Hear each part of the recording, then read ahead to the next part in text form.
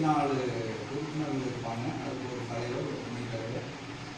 தலைமை ஆசிரியர் வந்து வழிநடத்துவதாகவும் மற்ற பெற்றோர்கள், வார்டு மெம்பர் இருக்காங்க. அதுக்கு முன்னாடி இந்த கூட்டத்திற்கு வருகின்ற நமது சிறப்பு அமைப்பாளரும் வேட்பாளர் ஊராட்சி மன்ற உறுப்பினர் அவர்கள் அலுவலர்கள் அவர்களுக்கும் இந்த கூட்டத்தை நடத்தி பார்வையாளராக வைக்கப்பட்டுக் கொண்டுள்ள நமது அலுவலர்களுக்கு மற்றும் நமது பள்ளியின் ஆசிரியர்கள், பெற்றோர்கள், குழந்தைகள் அனைவரையும் வருவதற்கு சிம்பிளாக இது ஒரு என்ன கவர்மெண்ட்னு சொல்லுவோம்.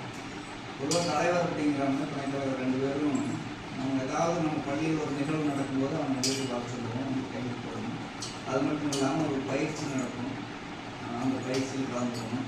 பள்ளி சார்பான ஏதாவது முன்னேற்றத்துக்கு தேவையான ஒரு கருத்துக்களை சொல்கிறதுக்கு அவங்க வந்து